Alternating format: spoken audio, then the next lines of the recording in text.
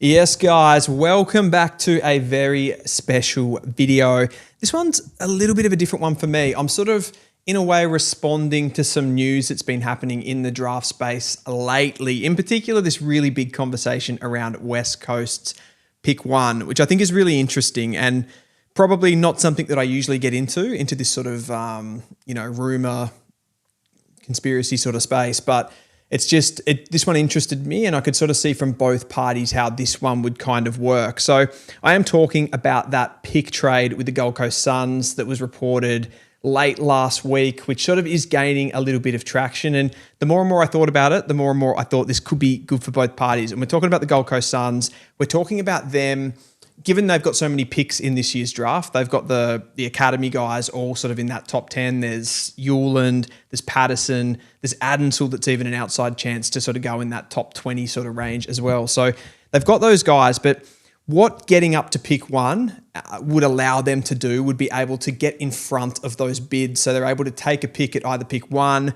pick two, which would then have a flow-on effect for them as well. They'd be able to take a player in the open pool as well as their academies, which would be one massive benefit, but also they would be able to push their bid back a little bit. So obviously doing that deal with West Coast would mean that the first bid that could potentially come on one of their top players like Hewland or Patterson wouldn't be able to come until at least pick three, where it's probably looking more and more likely at the moment in the open pool that could be pick one or pick two even as it currently stands if they weren't able to get this deal done. So I think that brings Gold Coast into it. I know in past videos I've sort of mentioned how Gold Coast don't really need picks and their draft picks aren't really worthwhile, but that's when we're talking about pick five, pick six, where other teams can bid ahead of them and those picks become meaningless. If they were able to get to pick one or pick two, and do that deal with West Coast, then they sort of control the draft and they control when those picks are able to come and they could take a player that they wanted in the open pool. So the next question there would be, I guess, around West Coast and why they would potentially want to do it. I think they're just a team that really overall lacks talent on their list. And for them to be able to split one of those top picks, we are factoring in here that the Oscar Allen pick is going to come their way and they're going to get that pick two as well and have picks one and two. So this way they would still get a really top end player, but then they'd be able to split that second pick. Whether you call it the first or the second pick doesn't really matter. It's kind of semantics because they'd sort of work that out. So as it stands with the current picks, the West Coast Eagles have pick 1, pick 13 and pick 19 inside at the top 20. The Gold Coast Suns, on the other hand, have 8, 14 and 18. And the deal that's been floated here, or the potential deal at least that has been floated, is that pick 1 of West Coast's for pick 8 and 14. So the West Coast Eagles would double up inside the top 20 in a, let's be honest, a relatively even pool across that top end. There are a few standouts at the top end, but I think the West Coast Eagles could take one of those guys with their opening pick and then split the other one to get two players in the door that they need. I think that works perfectly for them. And of course, what I said about the Gold Coast Suns is it just means that they don't have to continuously rely on the exact players that are coming out of their academy, and they can look to somebody who maybe has a little bit of a different dimension to their game. And that's why I think this story really grabbed my attention, because your mind starts to wander towards who would the Gold Coast Suns be after? And you sort of think about the players that are coming through their academy. They've had a couple of key position forwards in Jed Walter, Ethan Reed, but they've also had those sort of inside, outside sort of midfielders as well. Jake Rogers, Leo Lombard, obviously Hewland and Patterson coming through, more outside types. So they're probably looking for something just to kind of complement their list a little bit. And I think the player that stands out here as a unique player, someone that they're not going to be able to readily pull from their academy, is obviously Cooper Duff-Tytler. The 200 centimetre mobile ruckman just seems to have enough, variation of upside, uniqueness that would actually compel the Gold Coast Suns to make this deal and to actually trade up for that pick for a player that they can, obviously currently as it stands, they've already got a Ned Moyle sitting in the wings behind their primary ruck at the moment, but just to be able to bring in an 18-year-old that they can put in their development program that has those, in some ways like generational functions as well. Someone that can, propels as a potentially a Luke Jackson type ruckman. They could either use as a second ruck or a primary ruck in the future. And let's be honest, currently at the moment, Jared Witts isn't getting any younger. He's probably at the upper end of their list. I think he's still going to be the guy that's going to be there as they're pushing for this final series and then the next couple of years. But they're going to be thinking down the track after that and how they can sort of keep this list going keep it fresh, and stay up with the modern trends of the game. But more importantly here is the West Coast Eagles and what it does for their draft hand. All of a sudden, they start to look to be this team similar to Richmond last year in a way, although that was a bit of a stronger draft, a super draft, if you want to call it that. But they start to look like a bit of a Richmond going into that 2024 draft where they hold all of the cards across that first round. It won't be quite as strong as what Richmond's was, but you're looking now at picks 2, which is kind of 1 if you take the Cooper Duff-Tytler thing out of it with the Gold Coast Suns. They'd have pick 8 as well, pick 13, pick 14 and 18, and they would really, really control the top end of this draft. Where it does become complicated, I think, for the West Coast Eagles is the fact that they do like to traditionally draft from Western Australia, and not necessarily having all of these picks in the top end of the draft doesn't necessarily bode particularly well for wanting to draft solely out of Western Australia. So I do think they are going to have to pull from other states, but we can have a look at some sort of clever ways that they can maybe bring certain players from different states together to make it a little bit more reasonable for them to be able to make that move and sort of come over and get acquainted with the area and whatnot. But the first thing I wanted to do was have a look at their list. I'll go through some of the main ones here. So if you look over, I've split the midfielders up into sort of inside stoppage type midfielders and transition mids, and you can see there the big hole. I do actually think West Coast, and fans probably won't agree with me too much on this one, but I feel like the stoppage woes, in part at least, come from the ruck, the lack of quality in the ruck department. I feel like you've got players there that are projecting to be stoppage midfielders, Harley Reid, Elijah Hewitt, really top end. They've got explosiveness, they've got physicality, and they are really strong and good around the ball.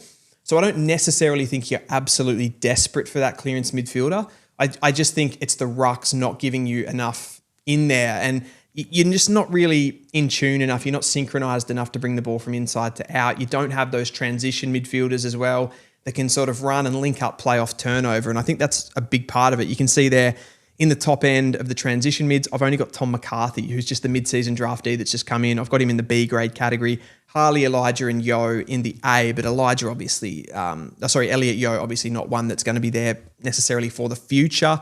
In B, I've got Brady Hoff, Bo Allen, and Tom Gross, new draftees that have come in. And from what I saw of them last year, I think, particularly Tom Gross, he's a pretty in and under midfielder. He's someone that can play inside, as is Bo Allen, has that sort of athleticism and physicality to do that as well. So I don't think West Coast necessarily lack inside midfielders. Maybe they do lack a few guys with sort of fast feet, the guys that can get out of stoppage a little bit quicker so they can spread and you can link up and go from there.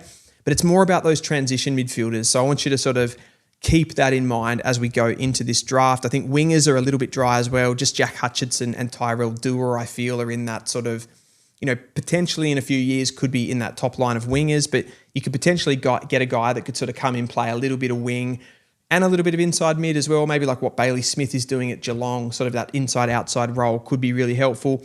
The rucks, as I said, the rucks are really terrible right now. Bailey Williams and Matt Flynn, really your only options, and none of those are giving you much of a look in that ruck position, which is then having a flow-on effect for clearances and really the way that you play, because McQualter's sort of been forced into this really long, direct, chaotic style of game, mainly off the fact that you can't get any usage around the ball, you can't get any control in the game. The key forwards, you're pretty good. I do feel there's a bit of a lack of diversity within these tall forwards. You've got Waterman, obviously, is a very versatile type key forward, can sort of play as that deep player, or he can sort of come up the ground. He's got a big tank. Jobe Shanahan, I feel he's a little bit of a deeper forward. He's not someone that roams too much and plays as that sort of hybrid type. He's not massively tall, but he's a bit more of a physical type forward that I think thrives deeper.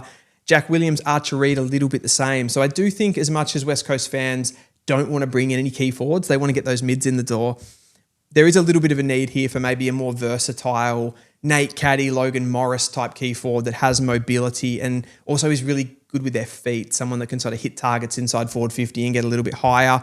Small forwards are a big problem for me. I've got Liam Ryan, Tyler Brockman in the B grade category, Malachi Champion, Matt Owies, Noah Long, Jamie Cripps, Jacob Newton. A lot of those guys are new that have just come through the door, and I've got them in the C category, but not a lot of quality there at the moment. So I think there is a potential that West Coast could look to that position. It's one of the more important positions in modern football to get that right and get quality in the small forwards. Key defenders are pretty fine. You've got Edwards, Jinby, Sandy Brock, Rhett Bazzo. All of those guys are doing okay, I think, and still have some prosperity in the future for West Coast. Baker, I've got as an A-grade rebounding defender, and I think a lot of the other players that are also mids can play back there as rebounding defenders, even slightly key defenders as well in Bo Allen's case. So I don't think you need to kind of target the rebounding defender or key defender position particularly. Ryan Marich has decent ball use, but definitely you could use somebody back there that just has a little bit of leadership and a little bit of control to sort of sort things out. I don't think Liam Duggan's really been getting the job done there, to be honest. So the players that I would be looking to draft, clearly a ruckman has to be in the target. It's just whether you go to the draft, you go high in the draft. I'd be potentially here looking into this draft for somebody like a Zach Harding from the Murray Bush Rangers. I think he projects as a pretty good AFL ruckman, not necessarily transformative ruckman like a Luke Jackson or a Tom de Koning or a Cooper Duff-Tytler. But I think it would be worth West Coast giving up a player like Cooper Duff-Tytler to get into this draft a little bit more heavily. So I think even if they explored free agency a little bit with some of the rucks that aren't getting a game at other teams, you look at what's going on at Port Adelaide, there's sort of depth there. There's a player like Ned Moyle from the Gold Coast. Maybe there could be a deal struck there with the Gold Coast bringing Cooper Duff-Tytler and Ned Moyle goes the other way and the Gold Coast can kind of redevelop things that way. I think also you need some transition mids. You got to get some guys that can find the footy, link up play, have good athleticism to get up and back and can defend as well. I think tackling pressure has been a big issue in that midfield. I think a player like Andy Brayshaw would be absolutely perfect here. Someone that's just arc to arc and they just do a little bit of everything is exactly what the West Coast Eagles need. But they also need good small forwards and they also need good kickers. So let's see what we can find here in the draft. So at pick 2, I think the West Coast Eagles still here. I think they should be looking at a player like Josh Lindsay, who just has that conductor ability, that leadership. At the moment in the back half of the ground, I do think he's a player that can come in, play a little bit of wing, play a little bit of midfield as well, and just control things, dictate things. He's the best kick in this draft. And it would be difficult for the West Coast Eagles to pass up on this guy. Now, there are obviously other options at pick 2. You've got largely the pick of everybody in the draft, but I don't think Lindsay's going to be available at that next pick. So if you did want him, you'd have to take him here. Obviously, other players in the realm here are Willem Dersma. They'd have to be having a look at him just with what he could be in the future. Oliver Greaves, Sam Grill, particularly that player that has fast feet and can get out of stoppage. Another player that the West Coast Eagles definitely would be keen to get their hands on, I would have thought. The fact that he's from Victoria may change their mind a little bit, but I still do think they have to keep an open mind with these things. With pick 8, I think they have to go for the South Australian kid here in Sam Cumming. I think he's absolutely perfect for what they're going to need. He is that.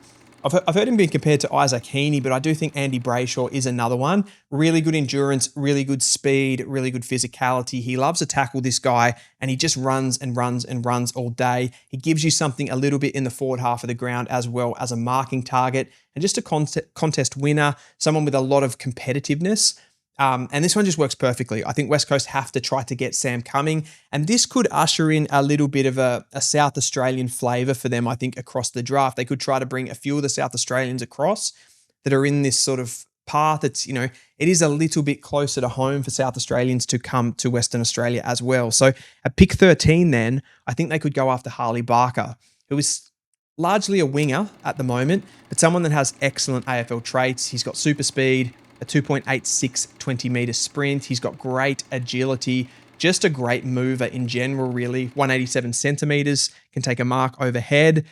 And for Sturt, at least, he's played a little bit on the inside. For South Australia, he's more on the outside. And again, just something to help this transition phase for West Coast because they're just not really able to get it done with chains. And I think having players like Cumming and Barker to sort of complement the physical nature of players like Harley Reid, Elijah Hewitt, and then potentially the ability to be able to bring in a stoppage mid here a little bit later as well, which is at pick 14, the next pick here, where I have West Coast going for a bit of a home flavour. I think this one could go 50-50, and I know that West Coast are pretty keen on a Dyson Sharp, but I do think they could go for the homeboy here in Fred Rodriguez.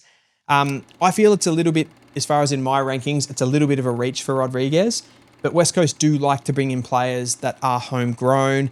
He does fit the bill, at least from a needs perspective, of a player that they'd like to bring in. He's sort of that stoppage and transition player. He's pretty good by foot. He's good on both sides of his body, at least. So he makes good decisions around the stoppage, at least. His hands are really clean, really fast.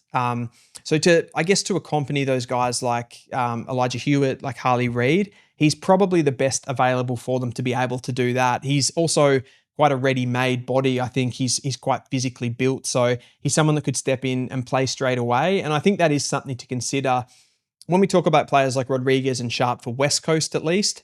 It is something to think about with the fact that they can kind of come in and don't have to learn off other players, because that's probably not something that West Coast can offer right now. Then at pick 19, I think it would just be about hoovering up the talent that's sort of fallen through. Usually at around this 20 pick mark, you do get some players that teams have just passed up on for whatever reason. Last year it was Murphy Reed, it was Harry Armstrong, these types of players. So I think anything that slipped through, I think players that could potentially slide here, Jacob Farrow from Western Australia, I think that'd be probably mad not to go for somebody like that if he'd slip through the cracks.